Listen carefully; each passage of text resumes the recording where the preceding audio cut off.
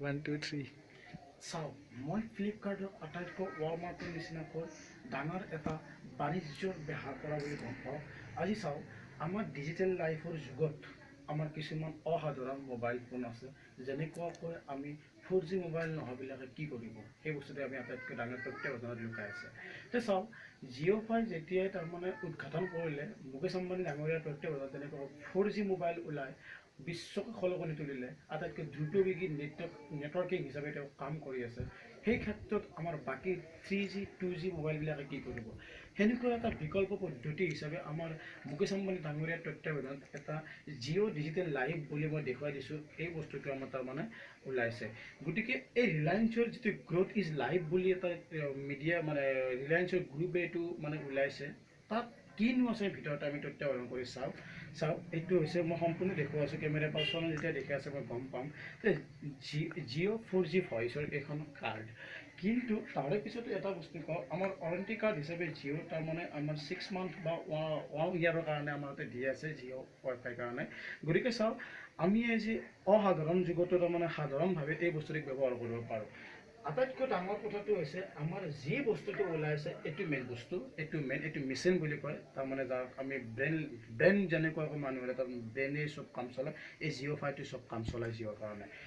তে চাওক ফ্ৰেণ্ডছ, এই ইমান এটা সুবিধাজনক যন্ত্ৰ এটা আৱিষ্কাৰ কৰি ওলাইছে বৈজ্ঞানিকসকলে, কিমান মাথা মাৰি ওলাইছে বা কিমান কষ্টসাধ্য কৰি ওলাইছে। এই বস্তুটো তাৰমানে আমাৰ যিবিলাক 3G মোবাইলৰ হেণ্ডছেট আছে বা 2G মোবাইলৰ হেণ্ডছেট আছে, সম্পূৰ্ণ 4G নেটৱৰ্কিঙৰ নিচিনা কাম কৰি চলিব পাৰে। আজি বিশ্বৰ যিটো আমাৰ গ্ল'বেলাইজেশ্যন হৈছে, তাত আমাৰ ফুটবলৰ ফিফা কাপ চলি আছে বা বিভিন্ন ধৰণৰ বাতৰি কাকত পৰিৱেশনৰ ক্ষেত্ৰত বাতৰি পৰিৱেশন কৰি আছে।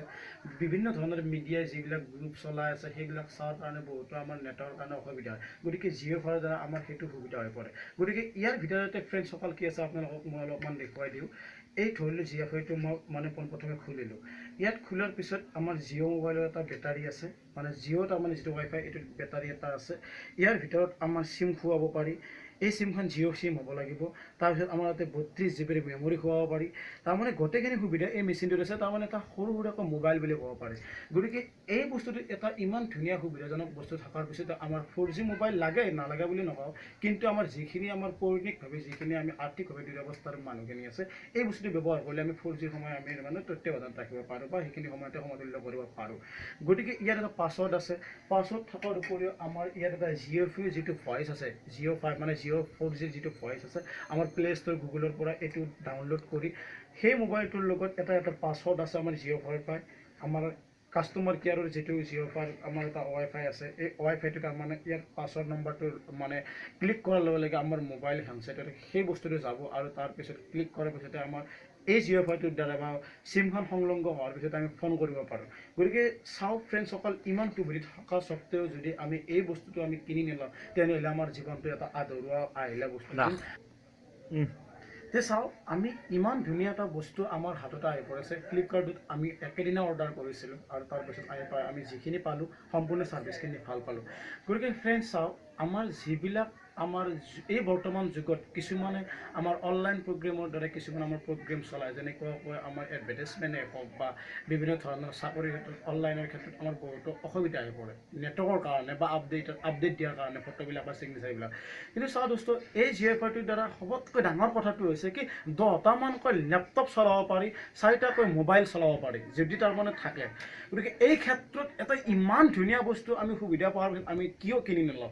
গতিকে 4G মোবাইল লোৱা যি ল'ব পাৰে, মই হাক নিদিওঁ, কিন্তু চবতকৈ ডাঙৰ কথাটো হ'ল আমাৰ যিখিনি কমজুৰি পৰিয়াল আছে, দৰিদ্ৰতাৰ পৰিয়াল আছে, সেই বস্তুটো কিনি লোৱাৰ পিছত আমি সম্পূৰ্ণ 4G মোবাইলৰ মানে ছাৰ্ভিচ পাওঁ। 2 3 চাওক ফ্ৰেণ্ড, এইটোৰ মূল্য অতিকৈ কম মূল্য। আজিকালি 4G হেণ্ডছেট কিনিব লাগিলে মেক্সিমামটো আমাৰ বহুত আছে, মিনিমামটো প্ৰায় আমাৰ 11,000 তলত নাই বা 7,500 টকাৰ তলত নাই। গতিকে এইটো বস্তুৰ মূল্য হৈছে মাত্ৰ 1100 টকা। এই 1100 টকা যদি আমি বস্তুটো কিনি লওঁ, তাৰমানে আমাৰ সকলো সা সুবিধাখিনি বা আমি বিশ্বনিয়নৰখিনি গোটেইখিনি আমি লেপটপ বা মোবাইল ফোনত আমি ব্যৱহাৰ কৰিব পাৰোঁ। গতিকে ফ্ৰেণ্ডছ, যদি এইখিনি মন্তব্য আপোনালোকৰ ভাল লাগিছে, তেনেহ'লে মোক লাইক কৰিব, কমেণ্ট কৰিব আৰু ছাবস্ক্ৰাইব কৰিব।